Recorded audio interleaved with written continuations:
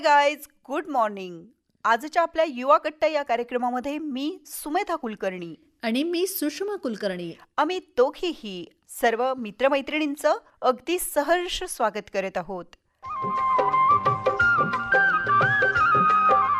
Friends, रोजच्या व्यवहारात वावरत असताना आपण बरीचशी कामं करत असतो. व्यवहार, व्यापार, नोकरी अशी अर्थार्जनाची कामं करताना आपल्याला पैशांच्या रूपात फायदा होतो. शिक्षण घेत असताना हुशारीमुळे आपलं नाव गाजतं. एखादी चांगली कला आपल्यात असेल त्यामुळेही आपली उन्नती होते. पण अशा वेळी संयम ठेवला पाहिजे. पैसा, समृद्धी, ऐश्वर्य, गाजावाजा, मोठेपणा यामध्ये कुठेही अभिमान उत्पन्न होता कामा नये. करतेपण नसावं. लहान मुलांसारखं निरभिमानी असावं, निरागस असावं. खऱ्या सुखाचा शोध, शाश्वत समाधानाचा शोध, समाधानाची म्हणून जी काही साधनं सांगितली आहेत त्याचा अवलंब आपण केला तर आपल्याला खात्रीनं समाधान मिळेल. आज आपल्याला समाधान का मिळत नाही तर आपला अभिमान त्याच्या आड येतो. कर्म करताना किंवा केल्यावर त्याबद्दल अभिमान झाला नाही तर आपल्याला नक्कीच समाधानाची प्राप्ती होते. या विचारासह वळूयात आता आपल्या आजच्या युवा कट्टा या कार्यक्रमाकडे. सुषमा, आपण ना मागच्या वेळी शिवाजी महाविद्यालयातील मित्रमैत्रिणींशी आपल्या या कार्यक्रमाच्या माध्यमातून मनमोकळा असा संवाद साधला आणि आजच्या आणि यापुढच्याही काही युवा कट्टा या कार्यक्रमाच्या माध्यमातून आपण श्री शिवाजी महाविद्यालयातील मित्रमैत्रिणींशी संवाद साधणार आहोत. खरंय. तर आपल्या कार्यक्रमाकडे तर आपण वळूयात, पण तत्पूर्वी काय वाटतं बरं, काय होता तुझा तो महाविद्यालयातील अनुभव? अरे खूप भारी. खूपच छान होता माझा महाविद्यालयातील अनुभव. ते दिवस आठवले की आता वाटतं की पुन्हा एकदा महाविद्यालयाचं जीवन अनुभवावं. कारण तो काळ अगदी सुखाचा, मनमोकळा असा असतो. तिथे स्वप्नांचा ध्यास आपल्याला लागलेला असतो आणि खरंच. सोबतच मित्रपरिवारही आपल्याला तिथेच मिळतो. जगण्याची नवी दिशा मला वाटतं आपल्याला या महाविद्यालयीन काळामध्ये मिळत असते. खरं तर त्या दिवशी आपण दोघीही शिवाजी महाविद्यालयात कार्यक्रमाच्या ध्वनिमुद्रणासाठी गेलो आणि जसं मी त्या प्रिमायसेसमध्ये पाय ठेवला तसं माझं महाविद्यालयीन जीवन माझ्या मनामध्ये सारखं रुंजी घालायला लागलं. तो दिवसच माझ्यासाठी काही वेगळा होता बरं का. अगदीच. सुमेधा, आपल्या ह्या गप्पा अशाच चालू राहतील कारण महाविद्यालयीन जीवनाबद्दल जर बोलायला बसलं तर वेळ पुरणार नाहीये. पण आपल्या आजच्या कार्यक्रमामध्ये आपल्याला महाविद्यालयातील विद्यार्थ्यांनी आपल्याशी जो युवा कट्टा या कार्यक्रमाच्या अनुषंगाने संवाद साधला होता तो संवाद त्यांनाही ऐकायचा आहे आणि आपल्या श्रोत्यांना सुद्धा ऐकायचा आहे.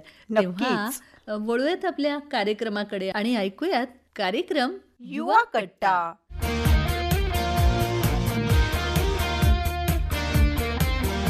युवक मित्रमैत्रिणींनो नमस्कार. आजच्या आपल्या युवा कट्टा या कार्यक्रमामध्ये सर्व मित्रमैत्रिणींचं अगदी सहर्ष स्वागत आहे. आपल्या आजच्या युवा कट्टा या कार्यक्रमाच्या माध्यमातून श्री शिवाजी महाविद्यालय परभणी येथे आम्ही येऊन पोहोचलेलो आहोत आणि तेथील मित्रमैत्रिणींशी मुक्त असा संवाद आजच्या या कार्यक्रमाच्या माध्यमातून आम्ही साधणार आहोत. तर सर्वप्रथम आता मी युवा मित्रांकडेच येते आणि त्यांच्याशीच संवाद साधते. आपल्यातले ना अनेक चेहरे खूप ओळखीचे असतात, खूप पाहिलेले असतात, अनेक कार्यक्रम त्यांनी केलेले असतात, स्टेज गाजवलेले असतात, पण त्यांना स्वतःहून सांगायचं नसतं की आम्ही या क्षेत्रात आहोत, आम्ही या क्षेत्रात एवढं यश संपादन केलंय. तुमच्यातही असेच अनेक ओळखीचे आणि फेमस असे चेहरे आहेत.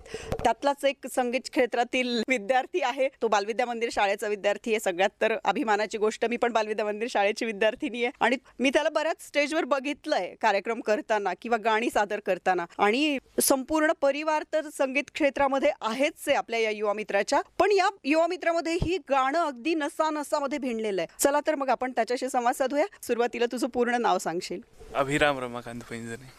तुझं आजपर्यंतचं सांगीतिक शिक्षण याविषयी काय सांगशील? शास्त्रीय, सुगम सगळंच? संगीत विशारद झालंय आणि संगीत विशारद तबला पण झालंय. क्या बात आहे. मग आता तुला वाटेल ते कुठलंही, क्लासिकल चालेल, सेमी क्लासिकल चालेल, सुगम चालेल, पॉप चालेल, कुठलंही गीत सादर करशील? अभंग सादर करतोय. अभंगाचं नाव आहे पांडुरंग श्रीरंग. पांडुरंग श्रीरंग भजो रे मना, पांडुरंग श्रीरंग भजो रे मना, रात्रंदिन करसी मजा घेऊन जाई प्राण तुझा, रात्रंदिन करसी मजा. घेऊन जाई प्राण तुझा, यम सदना बा, यम सदना बा, यम सदना. पांडुरंग श्रीरंग भजो रे मना, पांडुरंग श्रीरंग भजो रे मना, भजो रे मना, भजो रे मना. क्या बात आहे, खूप छान. या युवा मित्रासाठी जोरदार टाळ्या. आजपर्यंत बऱ्याच स्पर्धांसाठी तू गेलायस, खूप स्पर्धांमध्ये सहभागी झालास आणि उत्तम यश संपादन केलंस. तर आजपर्यंत प्राप्त जे तुझे बक्षीस आहेत किंवा तुला प्राप्त जे पुरस्कार मान सन्मान तुझे आजपर्यंत झालेले आहेत त्याच्याविषयी काय सांगशील? आत्तापर्यंत खूप स्पर्धेत गेलेलो आहे. खूप स्पर्धेमध्ये पहिला किंवा दुसरा तिसरा नंबर आलेला आहे. विद्यापीठस्तरीय दिदीने नंबर आणलेला आहे, त्याच्याच ट्रॉफी आहेत.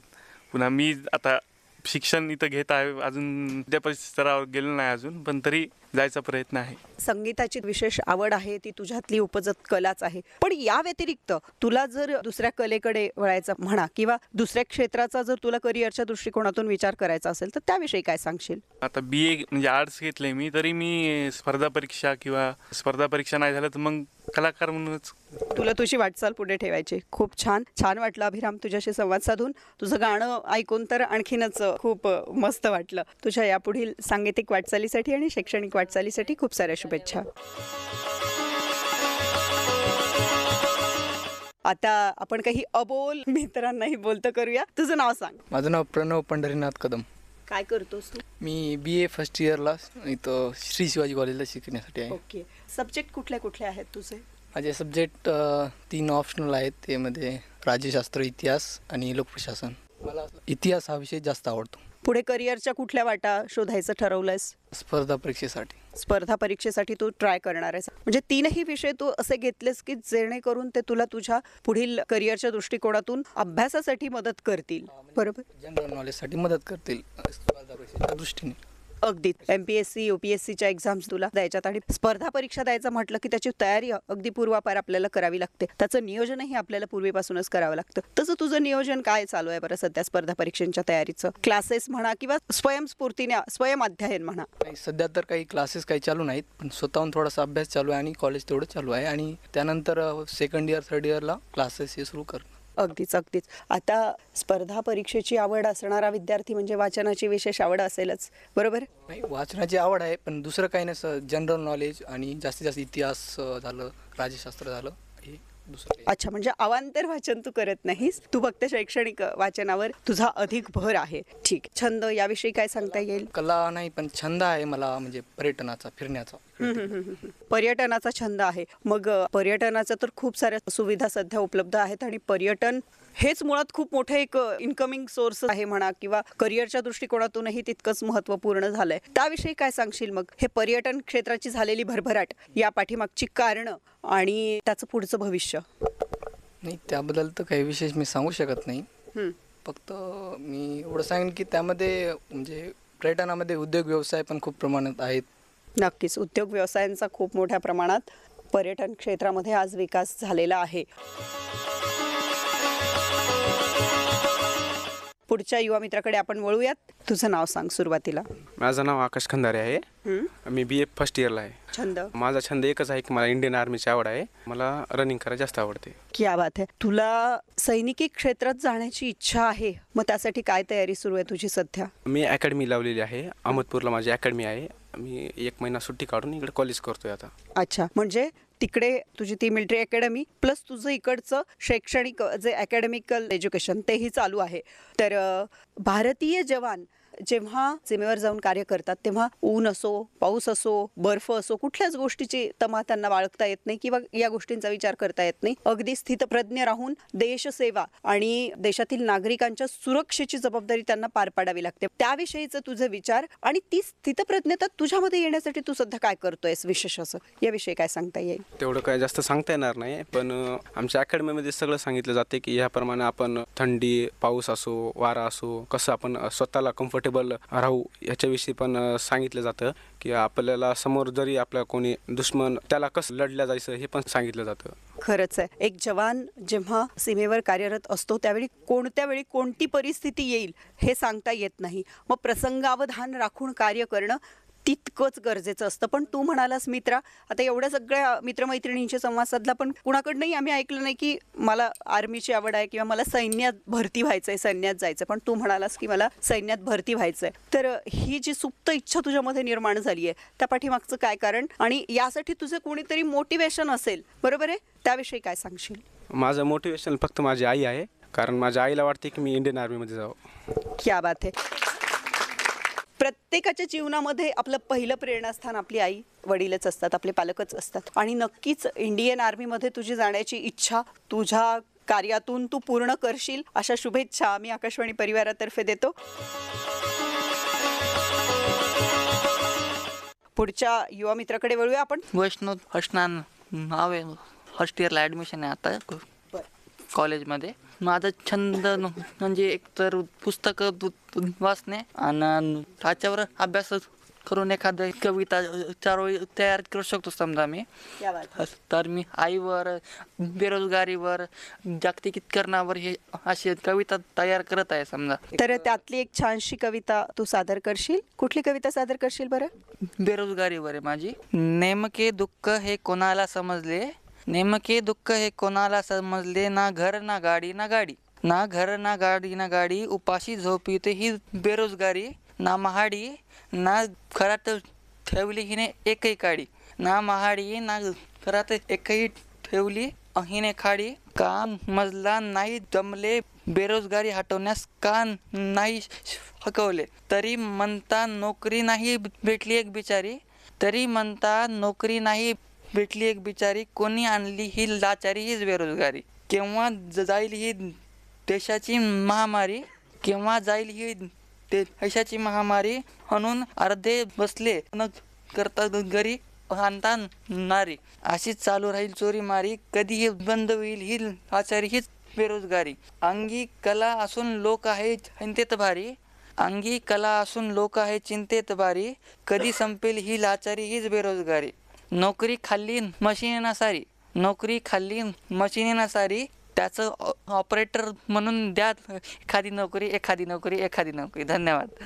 क्या बात आहे. खरंच या युवा मित्रासाठी जोरदार टाळ्या पाहिजेत. कारण ना आपल्या देशामध्ये अनेक प्रश्न आहेत, सामाजिक प्रश्न आहेत की ज्यांच्यावर भाष्य आज युवकांनी करणं गरजेचं आहे. म्हणजे अनेक तज्ज्ञ यासाठी बोलतात, प्रशासकीय क्षेत्रातील व्यक्तीही बोलतात, पण जोपर्यंत आजच्या तरुणाने ना या सगळ्या गोष्टींवर आवाज उठवला नाही ना, बेरोजगारी असेल किंवा व्यसनाधीनता असेल, या सगळ्या गोष्टींवर जोपर्यंत आजचे युवक पुढे होऊन बोलणार नाहीत ना, तोपर्यंत या सगळ्या गोष्टी कुठेतरी थांबणार नाहीत किंवा थांबण्याच्या वाटेकडे वळणार नाहीत असंच मला वाटतं. खरंच खूप छानशी कविता आपल्या या युवा मित्राने बेरोजगारी या विषयावर सादर केलेली आहे. महामारी, अतिशय चिंतनशील बाब, असं अनेक प्रकारे त्याने या बेरोजगारीचं वर्णन केलंय शब्दांमध्ये, जे आजच्या तरुणाईला कुठेतरी विचार करण्यासाठी भाग पाडणारं असं आहे. खूप वेळ झालाय, आपण खूप बौद्धिक ऐकतोय, होय ना? मग आता थोडंसं मनोरंजन तर झालंच पाहिजे.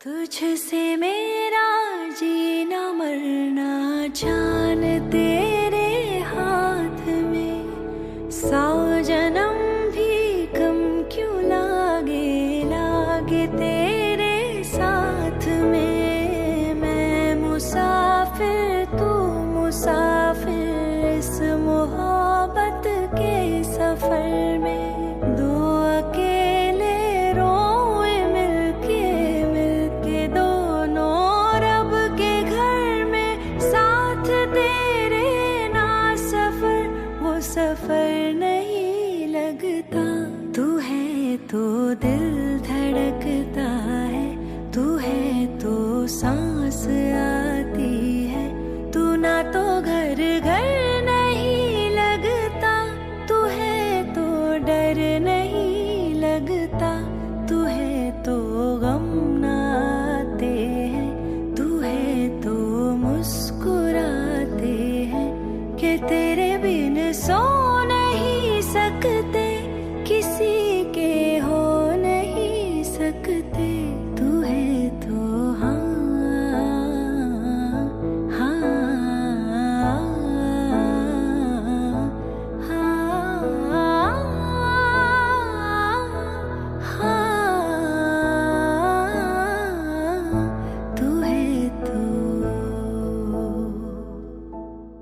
आता वाचनाचं आपल्या आयुष्यामध्ये काय महत्व आहे? खरं तर वाचन जे आहे ते खरंच आपलं आयुष्य, आपलं जीवन समृद्ध करत असतं. जे काही विचार आपल्यापर्यंत जे सकारात्मक येतात ते आयुष्यामध्ये बरेच, जेव्हा आपल्याला संकट येतात किंवा अपयश येतात तेव्हा हेच विचार आपल्या कामी येतात, आपल्याला त्यामधून बाहेर काढण्यासाठी. त्यासाठी वाचन अत्यंत महत्वाचं आहे. आता वाचन महत्वाचं आहे, पण सध्या झालंय काय की आपण सोशल मीडियामध्ये जास्त गुंतलेलो आहोत. म्हणजे कुठंतरी वाचनाला आपण दूर करतो आहोत. मान्य आहे, सोशल मीडियावरती खूप माहिती आपल्याला मिळते, चांगल्या गोष्टी खूप आहेत, पण सोबतच दुष्परिणाम सुद्धा त्याचे आहेतच. तर आता हा प्रश्न तुमच्या सगळ्यासाठी की सोशल मीडिया ही आपल्यासाठी गरज आहे का आपल्यासाठी सवय आहे? तर कोण बोलतंय?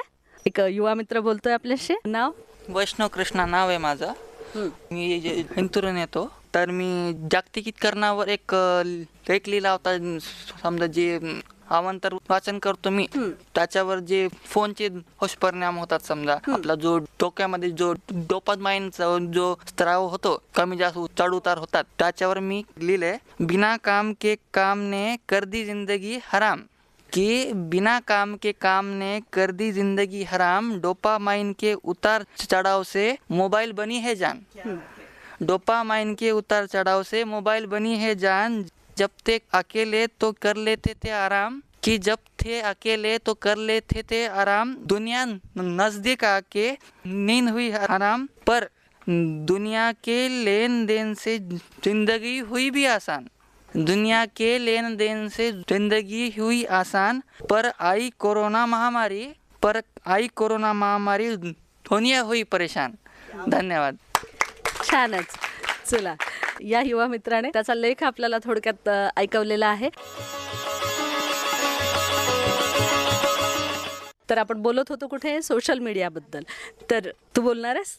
हॅलो, माझं नाव अश्विनी भागोजी कुंडगीर. मी BSc सेकंड इयरची विद्यार्थिनी प्रसारमाध्यमांवरती. तर प्रसारमाध्यम ॲक्च्युली ती एक निर्जीव वस्तू आहे, तर त्याच्यावरती दोष आपल्याला घालता येणार नाही की प्रसारमाध्यमांमुळे आजची पिढी बिघडत चाललेली आहे. मुळीच तिचा दोष नाही आहे, कारण ती निर्जीव वस्तू आहे. ती स्वतःहून आपल्याकडे येत नाही की माझा वापर करा. मुळात आपल्या सेंटरमध्ये आपण एंटरटेनमेंटला जास्त महत्त्व देतो. आपल्यामध्ये वेळेची किंमत नाही आहे आणि आपल्या आजूबाजूच्या परिसरामध्ये जे आपल्याला लोक वगैरे भेटतात त्यांच्यासोबत संवाद साधण्या त्याच्यापेक्षा जास्त रील्समध्ये जे लोक दिसतात त्यांना बघायला आवडतं, किंवा जे दूर राहतात त्यांना चॅट्स करायला आवडतात, पण जे आजूबाजूला जे आपल्या मित्रमैत्रीण आहेत त्यांच्याशी बोलायला आवडत नाही. म्हणजे आपण म्हणू शकतो की प्रेझन्स ऑफ माइंड हे थोडं कुठंतरी कमी होतंय आणि आपण त्याला दोष देऊ शकत नाही, कारण ते असणारच आहे. ते सगळं डिपेंड आहे स्वतःवरती की आपलं जर सेंटर राईट असेल त्याचा उपयोग आपण राईट गोष्टीसाठी करणार. आणि कुठेतरी आपल्या समाजामध्ये एंटरटेनमेंटला जास्त महत्त्व दिलं आहे की जो बसून खातो, ज्याच्याकडे पैसा वगैरे आहे, जो आरामात जगतो, तो सगळ्यात जास्त श्रीमंत किंवा त्याचं नशीब सगळ्यात जास्त चांगलं. म्हणजे जो मेहनत करतो तो पण नशिबाने आहे. म्हणजे मेहनतीला जास्त किंमत दिली पाहिजे. एंटरटेनमेंट बसून खाणाऱ्यापेक्षा मेहनतीला जास्त जर किंमत दिली तर आपोआप लोक हे एंटरटेनमेंट वगैरे ह्या जाळ्यात न अडकता आपलं जीवन हे सृजनशील क्रिएटिव्हिटीने जगतील. छानच, खूपच छान विचार मैत्रिणीने मांडलेले आहेत. सोशल मीडिया ही गरज आहे, पण ती सवय नको व्हायला. कारण महत्त्वाच्या ज्या गोष्टी आहेत त्याच्यासाठी आपल्याला याचा वापर करायचाच आहे. कारण खूप ज्ञानाचं भांडार मी तर म्हणते ह्याच्यावर उपलब्ध आहे, पण घेणाऱ्यासाठी नको त्या गोष्टीमध्ये एक तर वेळ वाया जाणार. तुमचं जे महत्त्वाचं करिअर ओरिएंटेड तुमचं जे हे लाईफ आहे, हा जो काळ आहे, तो हा सोशल मीडियामध्ये काही वेळेला वाया जातोय विनाकारणच्या गोष्टी त्यावरनं घेण्यामध्ये. तर याच्यापासून थोडंसं तरुणांनी दूर राहायला हवं. आणि जे महत्त्वाचं आहे तुमच्यासाठी, तुमच्या प्रोजेक्टसाठी ते तुमच्या उपयोगाचं आहे. तुमच्या वेगवेगळ्या सब्जेक्टसाठी खूप सारे लेक्चर्स त्याच्यावर अवेलेबल आहेत. तुमच्या कलेसाठी खूप सारे म्हणजे गोष्टी त्यावर आहेत ज्या तुम्हाला मार्गदर्शन करू शकतात. त्यासाठी सोशल मीडिया वापरणं केव्हाही गैर नाही आहे, वापरायलाच हवा आहे. संधी आपल्याला खूप येतात त्याच्यामधनं, पण नेमक्या काय आहेत त्या आपण घ्यायला पाहिजेत. आणि युवकांनी खास तर या गोष्टीकडे मला वाटतं की विशेष लक्ष द्यायला पाहिजे. तर आता युवा मित्रामध्ये कोण सांगेल की सोशल मीडियामुळे जे नाती आहेत ते दूर जात आहेत का आणि संवाद कमी होतोय का, असं काय वाटतंय बरं तुम्हाला? काय वाटतंय की सोशल मीडिया गरज आहे की ती आपली सवय झाली आहे, किंवा मग त्यामुळे आपले नाते दूर होत आहेत आणि संवाद कमी होतोय? तुम्ही हे तर मान्य कराल की या सोशल मीडियामुळे संवाद कमी झालाय, कराल की नाही? हो, तर मग आता यावर मत मांडायचंय. सोशल मीडिया नाव सांग. नाव विशाल गंगाधर दुधाटे. सोशल मीडिया गरज आहे, त्यामुळे शिक्षणास मदत होते. आणि तुला काय वाटतं ह्याच्यामुळे संवाद कमी झालाय का? आता हेच सांग, कुटुंबामध्ये आई वडील भाऊ बहीण तुझ्या घरामध्ये असतीलच, तर तुम्ही किती बोलताय, किती मोबाईलवर असता, मग यावरून तर लक्षात येत असेल ना की आपला संवाद कमी होतोय सोशल मीडियामुळे. का तुझ्या बाबतीत असं होत नाही? हो, संवाद कमी होतोय सोशल मीडियामुळे. काय करायला हवं? स्क्रीन टाईम कमी करायला हवा. छानच. त्या हा एक महत्त्वाचा विचार त्याने मांडला की स्क्रीन टाईम कमी करायला हवा आणि आपण एकमेकांशी संवाद साधायला हवा.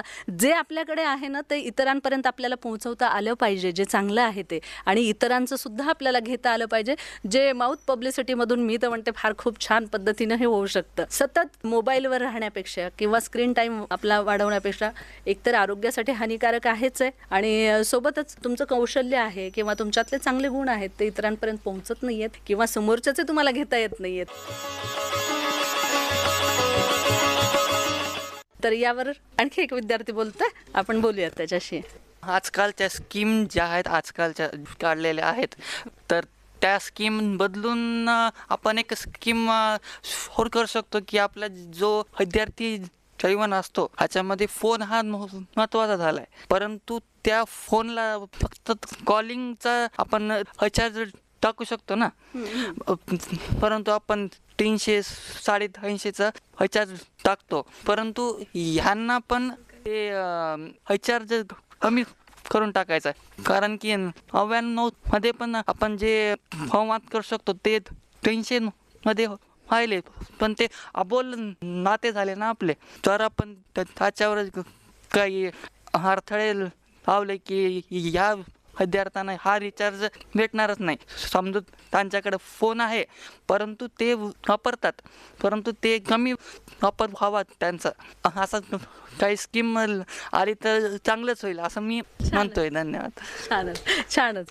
त्याचा हा विचार आहे की रिचार्ज आपण मुलांसाठी कमीचा मारला गेला पाहिजे. अशी एखादी पॉलिसी आली तर निश्चित हां काढणं गरजेचं आहे पालकांनाच. मला हेच सांगायचं मुलांनो, मी केव्हाची तुम्हाला बोला म्हणतेय, तुम्ही स्वतःहून म्हणजे हे होत नाही आहात. तो मुद्दे छान मांडतोय, विशेष तुम्हाला वाटत असेल की त्याचा बोलण्याचा अडथळा आहे, पण तो कमी नाही आहे, तो सगळ्यांपेक्षा वेगळा आहे, तो प्रयत्न करतोय, ही गोष्ट तुम्ही लक्षात घ्या. आपल्यामध्ये जर एखादी गोष्ट कमी असेल ना तर ती कमतरता नाहीये, ती आपली. अगदी अगदी छानच छानच. खूप मला तर ह्याच्याशी बोलताना खरंच इतकं छान वाटलंय की म्हणजे तो स्वतःहून पुढे येतोय, प्रत्येक मुद्द्यावर बोलायची त्याची तयारी आहे. त्याचा बोलण्याचा जरीही प्रॉब्लेम असला तरीही, म्हणजे त्याला व्यवस्थित आपल्यासारखं बोलता येत नाहीये, पण त्याची ती कमतरता नाहीये, ते त्याचा वेगळेपण आहे असं पाहायला पाहिजे आपण त्याच्याकडे. कारण तो जो विचार मांडतोय ना ते युवकांसाठी खरंच छान आहेत आणि ते सगळ्यांपर्यंत पोहोचले पाहिजेत. मग त्याची भाषा अडखळत का असे ना, पण निश्चितच ते सगळ्यांपर्यंत चांगले विचार पाठवणारी आहे, संवाद साधणारी आहे.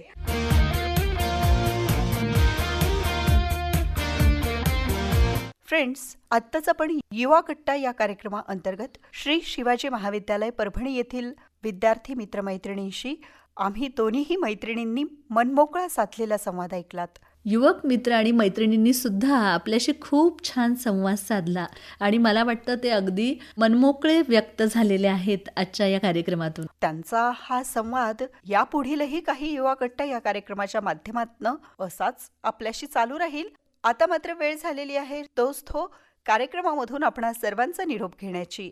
तेव्हा सकारात्मकतेची कास धरा, आरोग्याची काळजी घ्या, सुरक्षित राहा या नोटसह आम्ही दोघीही आजच्या आपल्या युवा कट्टा या कार्यक्रमामधून आपण सर्वांची रजा घेत आहोत. पुन्हा भेटूया अशाच छानशा कार्यक्रमासह. तोपर्यंत बाय बाय.